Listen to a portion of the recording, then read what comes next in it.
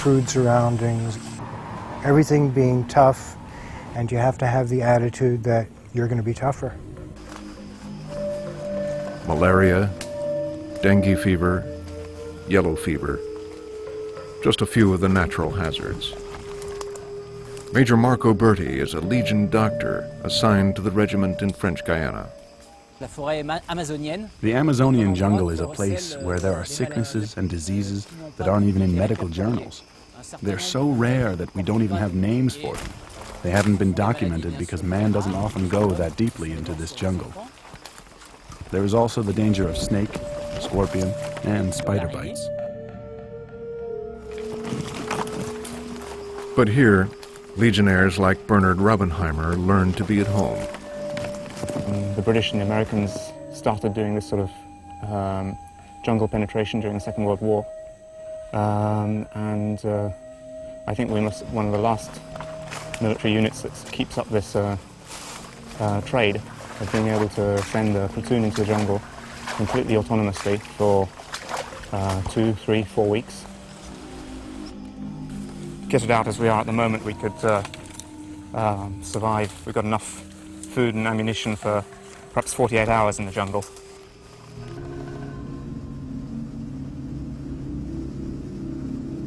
Out here, the Legion has 2 missions: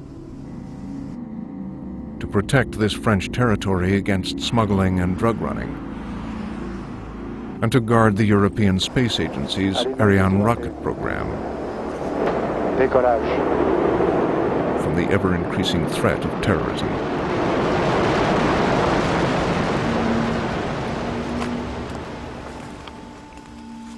Our company in particular has the ability to go pretty well anywhere in the jungle. So the regiment has a serious role in guarding the site and just keeping a military presence. As recent events have shown us, terrorists could attack anywhere. The jungle has a way of holding on to people. As the officers like to say, the Legionnaire may leave Guyana, but Guyana will never leave the Legionnaire.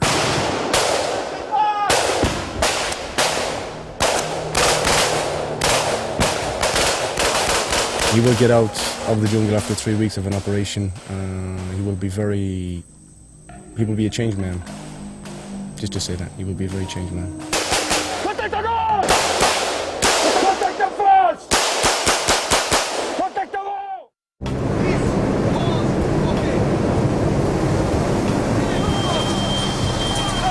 If there's an elite unit of the French Foreign Legion, it's the paratroopers who make up the Airborne's 2nd Regiment.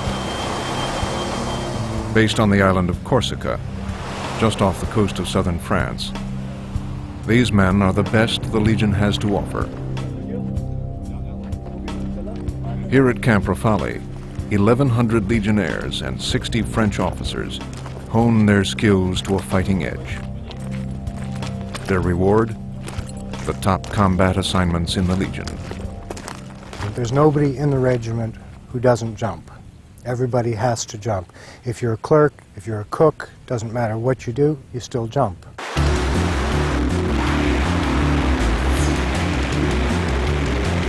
They jump in all kinds of conditions and terrain, even in full gear, at night, far out to sea. Paddy Malone has been at it with the Legion for the past 18 years. Not an easy life. It's not, it's not a pushover thing. We're soldiers, professional soldiers, trained to do a professional job.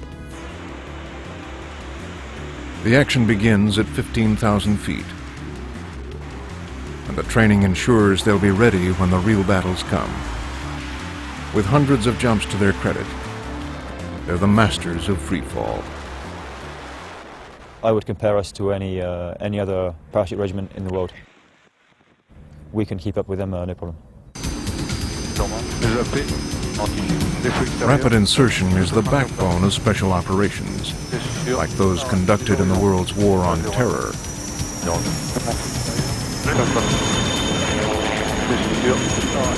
Small commando units made up of 7-man teams race against the clock.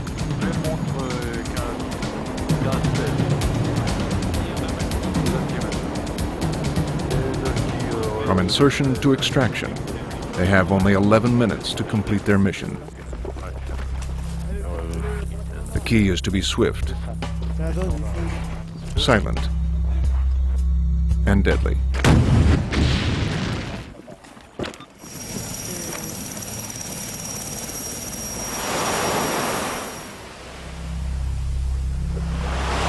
One of our strongest points is we can go in any situation and we'll always come out, always come out on top. We can adapt to any situation, anything. Or go into the mountains or go on the plains, we don't care.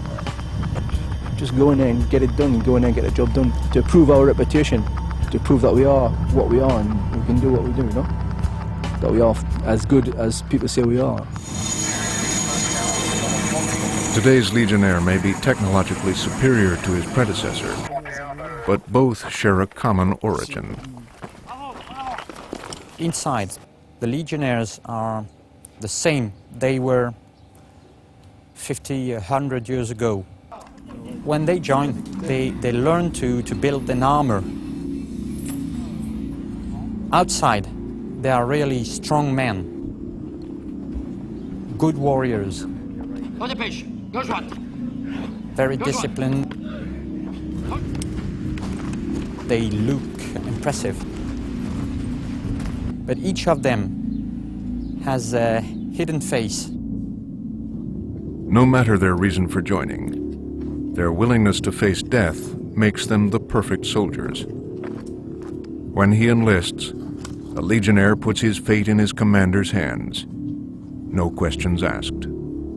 If we get sent somewhere to fight, either we finish it or we stay.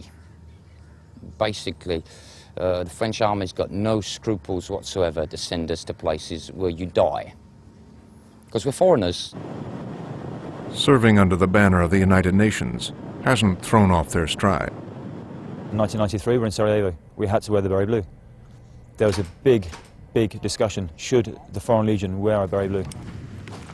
If you get sent to do that particular job, to fill in that particular task, the colour of the beret doesn't matter. For us, it comes within. What will never change is the way Legionnaires and the Legion see each other. I think the Legion will always remain a home for some people who had troubles in their life and who wants to find something hard to realize themselves. That's what makes a Legion unique. When you've got a bunch of guys that have been lived together for 5 years, they get to know each other, They know when not to push and when to push. When to give a guy a smack on the head, and not to do it. And the guys have their ups and downs, It's like a family, After 5 years, a Legionnaire's service ends.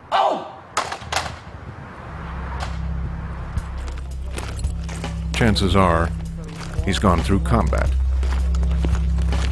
If so, odds are 1 in 10 he didn't make it out alive. If he survives combat and serves out his contract, he's free to leave. Before he does, he has a choice. Take back his old identity, or keep his Legionnaire name with a new French passport. Thomas Kadish decided to go back to his old self. With his identity restored, he returned home and eventually married. But his years of service in the Legion took their toll. Where you served for 5 years under a different name, suddenly you become, once again, the person you were before you began. Can you go back to your life? Can you go back to who you were when you joined? You're still the same person, but you're not. For those who choose to stay, the Legion can become a home they never leave. And after a lifetime of adventure, they retire to Domaine d'Anjou, a chateau in southern France, where the Legion looks after its own. They owe their allegiance not to a king, not to a constitution, not to the organization. Hey, pelo! They are probably the ultimate builders, the penultimate builders of this thing called unit cohesion. At the end of Operation Desert Storm, the Legion awarded U.S. General Norman Schwarzkopf one of its highest honors. When they made me a member of the Legion, they gave me a card with a telephone number on it. Said, if you are anywhere in the world and you get in trouble, call this number and we will come to your aid.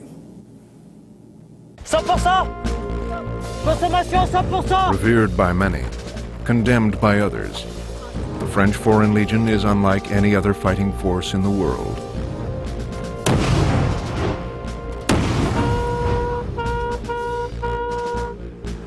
An army within an army. A depository for the world's misfits, adventurers, and romantics. Legionnaires live by a code of honor, based on discipline, solidarity, and respect. They fight for France, but swear allegiance only to each other.